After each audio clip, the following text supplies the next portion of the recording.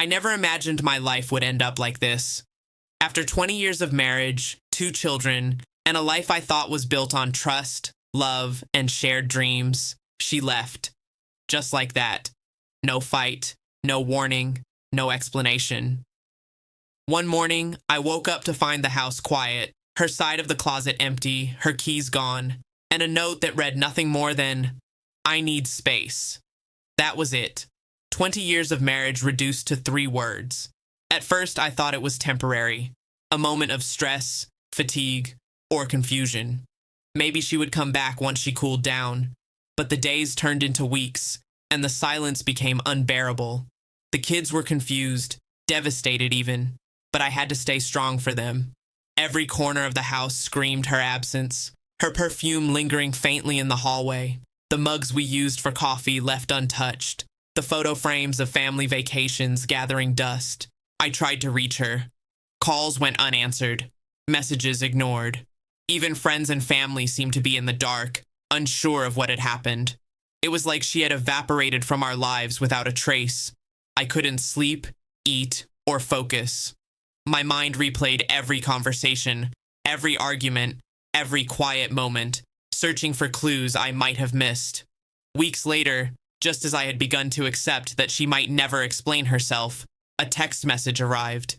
Her name appeared on my phone screen, and I froze. Part of me wanted to ignore it, but the other part, the part desperate for closure, opened it immediately. The message read, "I'm sorry. I didn't mean to hurt you, but there's something you need to know." My heart pounded. I couldn't believe it. After all the pain, she finally reached out. My mind raced with possibilities. Was she leaving me for someone else? Was she in danger? Was it regret or manipulation? She continued in the messages over the next few days, slowly revealing a story I couldn't have anticipated.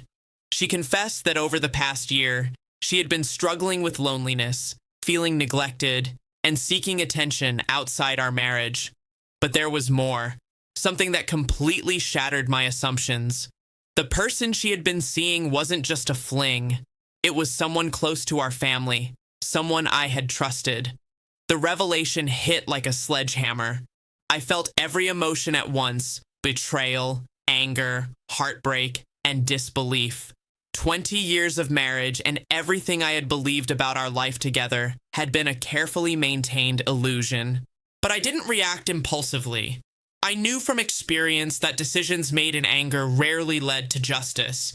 Instead, I started documenting everything she had shared: messages, confessions, evidence of her affair, and even her attempts to justify her actions. I needed clarity and leverage, not just for myself, but for the kids who deserved stability amidst the chaos. The next step was confronting her. I arranged to meet in a public place where emotions could be contained and witnesses could exist if things turned volatile. When we met, she looked remorseful but also guarded, expecting me to beg, plead, or collapse in despair. But I didn't. I presented the evidence she had confessed to, calmly and methodically, showing her that her attempts to manipulate or excuse herself wouldn't work. Her reactions ranged from shock to guilt to defiance. She had assumed that disappearing without explanation would give her control over the narrative. She hadn't accounted for my resolve, patience, and determination to reclaim my life. Legal action came next. I filed for divorce, citing infidelity and emotional abandonment. The evidence was overwhelming: messages, financial records, travel receipts, and her own admissions. Custody arrangements for our children were handled with care, ensuring their well-being remained a priority despite the chaos she had caused. The process was emotionally exhausting, but I stayed focused. My aim wasn't just revenge, it was restoration. I wanted my life back, my home, my dignity, and my family's stability. Every meeting with lawyers, every court hearing, and every negotiation reinforced a truth I had learned painfully. Betrayal can devastate, but measured action restores power. Months later, the dust had settled. She had lost credibility with friends, family, and colleagues, her carefully curated life now exposed. I had regained custody of the children, control over finances, and, most importantly, my peace of mind. The text message that initially reignited my heartbreak had inadvertently given me clarity. Without it, I might have remained trapped in confusion and despair, wondering why she had left and whether reconciliation was possible. Instead, it became the catalyst for the ultimate revelation and my reclamation of control. Looking back, I realized that betrayal doesn't always come with a warning. Sometimes it arrives silently, with years of trust shattered in an instant.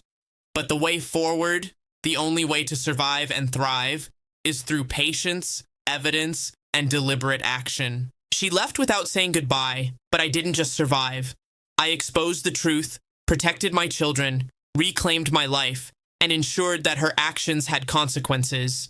And in the end, that text message, the one that changed everything, became the turning point where I turned heartbreak into clarity, despair into strategy, and betrayal into justice.